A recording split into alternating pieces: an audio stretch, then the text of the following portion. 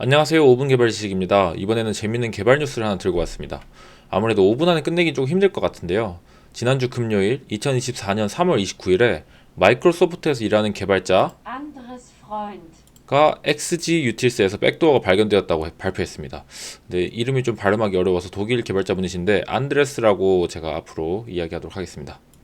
먼저 XG 유틸스에 대해서 먼저 알아보면 XG 유틸스는 2005년에서 2008년에 라세 콜린이라는 개발자가 이전에 사용되던 Gzip보다 파일을 70% 정도로 압축하는 LGMA라는 압축 알고리즘을 사용하도록 .xg 파일 형식을 고안하면서 시작되었습니다. 여러분들도 그러셨는지 모르겠지만 이 xg 형식은 제가 학부 시절에 tar.xg로 압축해서 과제를 제출했던 기억이 있는데 이때의 xg가 xgUtils를 기반으로 동작하는 것입니다. 이 xgUtils는 시간이 지나면서 리눅스와 맥OS 같은 유닉스 기반 OS에서 많이 사용되게 되었습니다. 여기에 백도어가 심겨져서 리눅스 계열의 데비안과 레드햇에 머지되기 직전에 검출되었다고 합니다. 이 백도어를 발견한 개발자인 안드레스 씨는 데비안 시스템에서 SSH를 사용할 때 성능 이슈가 있어서 자세히 보고 있었다고 하는데요.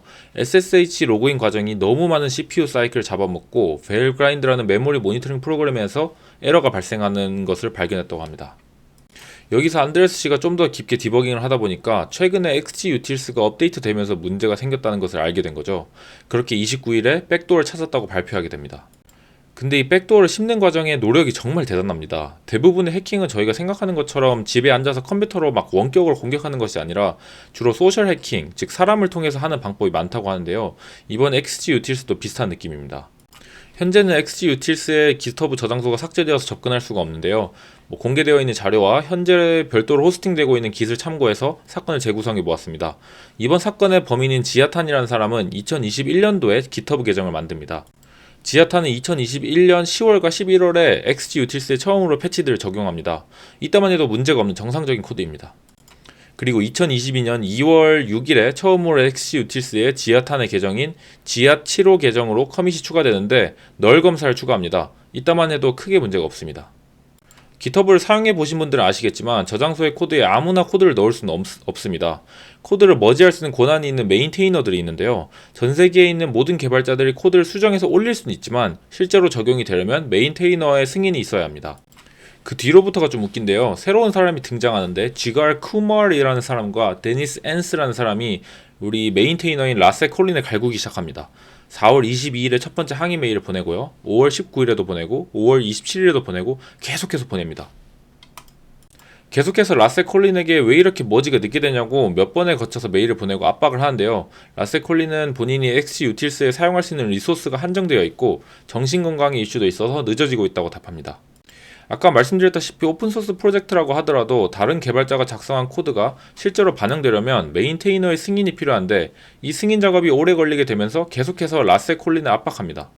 오픈소스 프로젝트의 함정 중 하나인데요. 아무래도 대부분의 오픈소스 프로젝트는 본업이 아니라 취미로 개발되고 유지보수되다 보니까 프로젝트가 점점 인기가 많아지면 요청되는 일은 많은데 원 개발자는 무보수로 많은 시간을 할당해야 되게 되면서 나중에는 프로젝트가 유기되거나 하는 일이 생기는 경우가 있습니다. 라세 콜린도 비슷하게 취미로 처음에 시작한 프로젝트였던 것 같은데 여기저기서 많이 쓰이는 프로젝트로 사용처가 많아지다 보니까 대응하기가 힘들어지고 있었던 것 같습니다. 그 뒤로도 지갈 쿠마르과 데니스 앤스는 계속해서 압박했고 결국에 지아탄은 관리자 권한을 얻어냅니다. 이제부터는 자기가 원하는 대로 코드를 집어넣을 수 있게 됐는데요. 이 무렵부터 지아탄은 공식적으로 관리자로 인정받고 XG를 관리하는 투카니 조직에도 추가되고 버그 이메일도 같이 받게 됩니다. 여기서 소름인 점은 후에 조사를 해보니까 라세 콜린을 압박하기 위해서 메일을 보낸 많은 메일 계정들이 인터넷상에서 쓰인 기록이 없었다는 것입니다. 그래서 앞서 말씀드린 지갈 쿠말과 데니스 앤스와 같은 계정이 추측하기로는 지아탄과 동일 인물로 여러 개의 메일 계정을 만들어서 압박하기 위해서 사용한 것 같습니다. 그리고 대망의 2024년 2월 23일 지아탄은 숨겨져 있는 백도어 파일을 추가합니다. 이 백도어 파일을 추가한 방법이 되게 교묘한데요. 바이너리 파일로 되어 있는 테스트 파일로 집어넣었습니다. 바이너리 코드는 개발자들이 일반적으로 쓰는 C 언어, 자바스크립트와 같은 언어가 아니라 말 그대로 이진수로 되어 있는 코드입니다. 당연하게 개발자들은 이 코드가 어떤 작업을 하는지 쉽게 이해할 수가 없습니다. 하지만 이렇게 바이너리로 된 테스트 파일을 사용하는 것 자체는 이상한 일이 아니라고 합니다. XG도 바이너리 파일로 압축이 제대로 되는지를 테스트하고 있었다고 하는데 바이너리 코드는 내용 파악이 어렵다는 점을 악용해서 백도어 파일을 심은 것입니다. 지아타는 추가적으로 랜드락이 돌지 않도록 교묘하게 코드를 조작합니다. 랜드락은 보안 프로그램으로 보시면 되는데요. 프로그램이 불필요한 권한을 사용하지 않도록 제한해주는 역할을 합니다.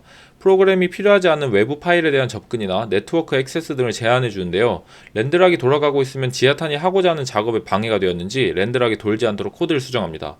혹시 여기서 어떻게 랜드락이 돌지 않도록 했는지 보이시나요? 제가 3초만 있다가 알려드리겠습니다.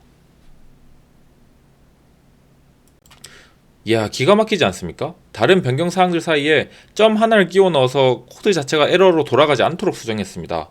코드 자체가 돌아가지 않으니 랜드락을 사용할 수 없다고 판단해버립니다. 근데 이 지아탄에게 문제가 생깁니다. GitHub에 하나의 풀리퀘스트가 올라가는데요. XG가 포함되어 있는 libLGMA를 lib systemd에서 항상 로드하는 것이 아니라 필요할 때 로드하도록 수정하는 내용입니다. 이전에는 XG가 항상 로드되었는데 이제는 그렇지 않게 되면서 이 변경사항이 실제로 포함되기 전에 지아탄은 더 빠르게 공격을 진행해야 되는 상황에 처합니다. 엎친 데 덮친 격으로 또 다른 문제가 생깁니다. XG에 있는 getCPUID라는 함수에서 에러가 발생하는데요. 문제는 이 함수가 백도어의 진입점이었다는 것입니다.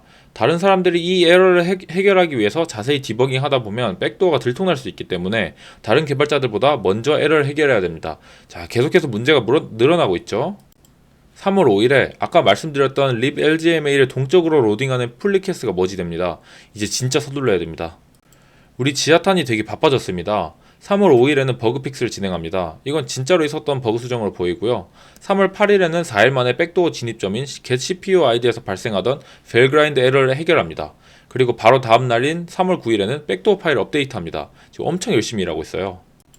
그 와중에 우리 불쌍한 라세 콜린 아저씨는 LKML에 메일이 자신의 개인 메일로만 되어 있었던 것을 자신과 지아탄을 동시에 등록해달라고 요청을 보내고 있습니다. 지아탄이 이런 나쁜 의도를 갖고 있었던 것을 전혀 몰랐던 것 같아요. 옛날에 불쌍한 라세 콜린 아저씨를 공격하던 사람 중 한 명인 한스 얀센이 오랜만에 돌아왔습니다. 데비안의 XG 유틸스를 백도어가 포함된 5.6.1 버전으로 업데이트해달라고 요청합니다. 그로부터 3일 뒤에 지아타는 우분투에 업데이트를 해달라고 요청합니다. 데비안은 요청으로부터 2일 뒤인 27일에 업데이트 요청을 받아줘서 5.6.1 버전으로 변경이 됩니다. 이제 큰일 났습니다. 사람들에게 백도어가 포함된 버전이 설치되기 시작합니다. 하지만 지아탄에게는 불쌍하지만 저희에게는 좋은 일인데요.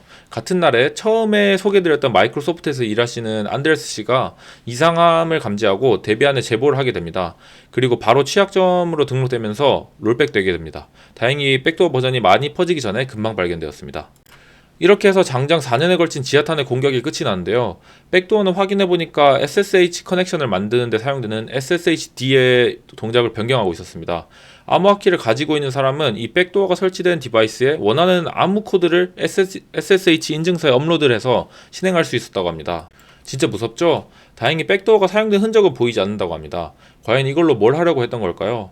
이론적으로는 진짜 아무거나 다 할 수 있었다고 합니다. 말웨어 설치부터 디바이스에 있는 암호화키 탈취까지 전부 가능했다고 합니다. 암호화키가 탈취되면 암호화된 통신이더라도 전부 까서 볼 수 있게 되는 것이죠. 근데 한낱 압축 라이브러리가 어떻게 SSH에 영향을 미치는지 궁금하시지 않나요? 완전 관련이 없어 보이니까요. 실제로도 SSHD와 XGUtils는 관련이 없습니다. 근데 문제는 시스템D와 같은 프로그램의 개발자들은 프로그램이 정상 동작하기 위해서 필요한 라이브러리들을 링크하게 되는데요. 시스템D는 시스템이 켜질 때 여러 서비스들을 로딩하기 위해서 SSHD를 링크합니다. 그리고 압축을 하기 위해서 libLGMA 또한 링크를 하게 되는데요. 따라서 libLGMA에 포함된 XGUtils의 백도어가 SSHD를 건드릴 수 있게 되는 거죠. 여기까지 해서 오늘은 최근에 있었던 오픈소스 공격에 대해서 알아보았습니다. 정말 치밀하고 긴 시간 동안 준비된 공격이었습니다. 오픈소스라는 것이 집단지성을 이용해서 견고하고 좋은 프로그램을 개발하는 데 도움이 되지만 많은 오픈소스들이 유지보수가 힘들어지면서 유기되는 경우도 있는 것을 보면 명과 암이 있는 것 같습니다. 오늘 영상도 재밌으셨다면 구독과 좋아요 눌러주시고 앞으로 올라오는 영상도 놓치지 말고 시청해주세요.